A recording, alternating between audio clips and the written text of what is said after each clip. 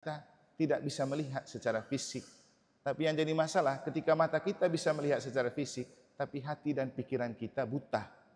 Dan inilah yang terjadi banyak dalam kehidupan kita, Bapak Ibu. Hati dan pikiran kita buta, walaupun mata kita belalak. Mungkin juga sering kita jadi mata-mata. Orang yang jadi mata-mata itu hati dan pikirannya memang gelap. Nah, dalam kondisi seperti itu apa yang kita buat? Lagi-lagi bersamamu dan bersama Roh. Inilah Injil suci menurut Matius. Dimuliakanlah Tuhan. Yesus berkata kepada orang banyak, dengan apakah akan kuumpamakan angkatan ini? Mereka itu seumpama anak-anak yang duduk di pasar dan berseru kepada teman-temannya, kami meniup seruling bagimu, tetapi kalian tidak menari.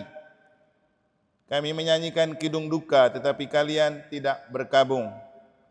Sebab Yohanes Pembaptis datang, ia tidak makan dan tidak minum, dan mereka berkata, ia kerasukan setan.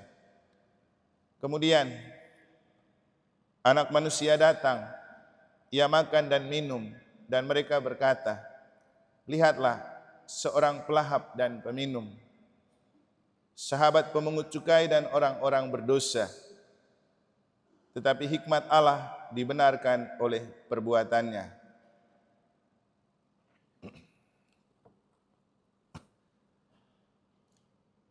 Demikianlah sabda Tuhan. Terpujilah Kristus.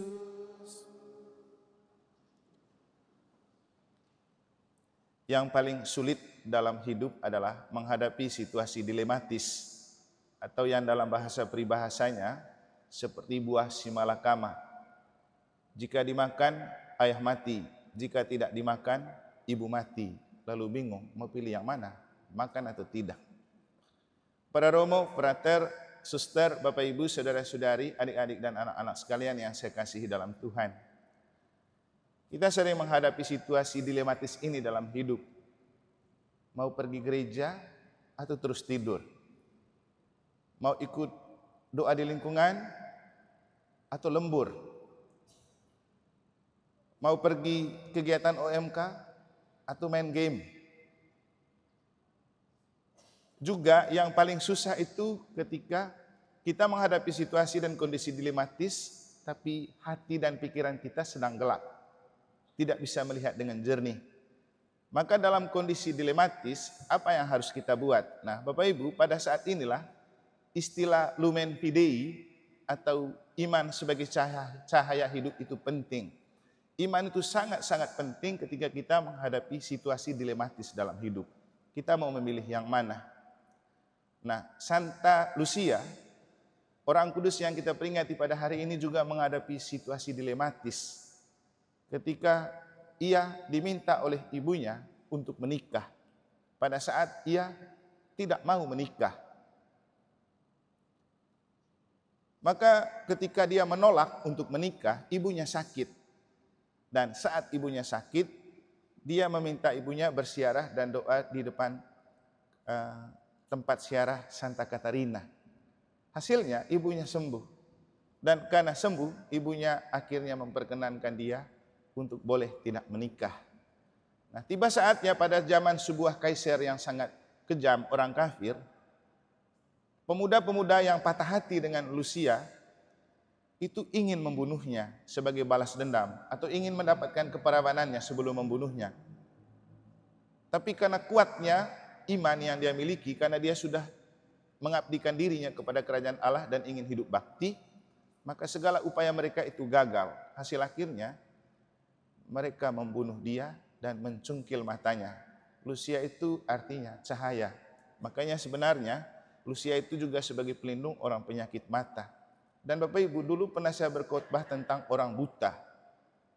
Yang jadi soal dalam hidup sebenarnya bukan pada saat kita tidak bisa melihat secara fisik. Tapi yang jadi masalah ketika mata kita bisa melihat secara fisik, tapi hati dan pikiran kita buta. Dan inilah yang terjadi banyak dalam kehidupan kita Bapak Ibu. Hati dan pikiran kita buta walaupun mata kita belalak. Mungkin juga sering kita jadi mata-mata. Orang yang jadi mata-mata itu hati dan pikirannya memang gelap. Nah, dalam kondisi seperti itu apa yang kita buat? Lagi-lagi kembali ke cahaya iman. Iman itu menerangi mata hati dan mata budi. Dan itulah yang telah menerangi Santa Agatha, Santa Lucia. Sehingga dia berani memutuskan untuk nggak apa-apa tidak menuruti orang tua, yang penting turuti Tuhan. Jadi makanya tadi di bagian pengantar saya bilang, sebenarnya nggak apa-apa kita tidak perlu turuti orang tua. Karena kita lihat dulu, kalau tidak turut kepada orang tua demi turut kepada Tuhan nggak apa-apa. Yang jadi masalah, sudah tidak turut kepada Tuhan, tidak turut lagi kepada orang tua. Maka itulah yang menghasilkan anak durhaka. Apa yang dapat kita maknai dari Santa Lucia? Ya, kembali ke istilah tadi. Ketika kita dilema dalam menentukan pilihan, mari kita biarkan Tuhan bekerja dan berkata. Biarkan terjadi sesuai dengan kehendak Tuhan. Dan dalam Injil kita mendengar, Yesus itu menghadapi sebuah kondisi dilematis juga. Menghadapi orang-orang yang mendengar dia, menghadapi orang umat yang terlalu pintar menilai tapi lupa menilai diri. Jadi dalam Injil itu kita menemukan umat-umat yang pintar menilai. Misalnya, waktu Yohanes datang, dia tidak makan dan tidak minum karena puasa.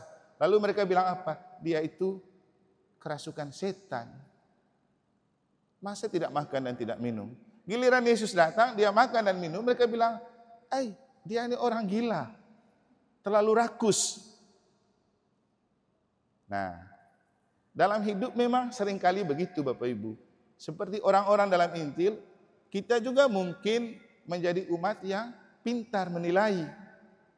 Bahkan Tuhan loh yang dinilai ini, bukan main-main. Wih, dia ini terlalu begini, dia itu terlalu begitu. Terus kita sendiri bisa nggak menilai diri? Tapi intinya begini, rasanya juga kita semua pasti punya pengalaman dilematis. Tapi ketika kita dilematis, mari kita pakai iman sebagai cahaya kehidupan. Biarkan Tuhan berbicara apa yang terbaik untuk yang kita putuskan. Maka Bapak Ibu Saudara-saudari, paling penting dalam hidup adalah takut dan taat kepada Tuhan. Jangan takut dan taat kepada manusia. Dan dalam bacaan pertama, Nabi Yesaya berbicara tentang Tuhan yang berbicara kepada umat Israel. Sampai-sampai Tuhan bilang begini, sekiranya engkau memperhatikan perintah-perintahku, maka damai sejahteramu akan seperti sungai yang tidak pernah kering, dan kebahagiaanmu akan terus berlimpah seperti gelombang-gelombang laut yang tidak pernah berhenti. Sekiranya engkau mengikuti perintah-perintahku. Kita banyak tidak ikut perintah Tuhan. Kita banyak tidak ikut maunya Tuhan. Dan kita hidup itu lebih banyak tidak takut kepada Tuhan, karena lebih takut kepada penilaian orang, opini orang, komentar orang, guncang-guncing orang. Makanya seringkali saya bilang, jangan gantungkan kebahagiaan hidupmu pada apa kata orang dan penilaian publik. Biarkan gantungkan hidupmu pada Tuhan. Karena Tuhan, bahkan kita buruk, lemah, rapuh, dan berdosa pun tidak pernah Tuhan mengadili kita kan. Tapi manusia, kita salah sedikit, sana sini dia omong. Dia besar-besarkan, dia gosipin, dia ceritain. Sampai dia sendiri juga busa mulut. Belum tentu Tuhan menilai begitu kan. Malahan Tuhan menghadapi orang yang lemah dan berdosa, kepada wanita berdosa dia bilang, aku pun tidak menghukum engkau. Tapi kita manusia, getol sekali menghakimi dan menghukum sesama. Bapak Ibu, mari kita hidup turut kepada Tuhan, lebih takut dan taat kepada Tuhan daripada takut dan taat kepada kata orang dan penilaian orang. Mungkin kesempatan ini juga baik karena mumpung teman-teman dewan banyak, karena kita lagi pembekalan. Jadi DPP juga kita akan menghadapi situasi dilematis antara loyalitas dan komentar. Kita mau loyal kepada gereja, tapi juga kita ada bertemu dengan umat yang komentarnya aneh-aneh misalnya kan. Itu yang membuat kita dilema, terlibat apa enggak? Fokus apa enggak? Tapi kalau kita menemukan hal itu, pastikan iman itu nomor satu. Biarkan iman bercahaya, Tuhan bekerja, dan prinsipnya kita perlu lebih takut dan taat kepada Tuhan daripada takut dan taat kepada penilaian sesama, komentar sesama, opini publik. Semoga Tuhan memberkati.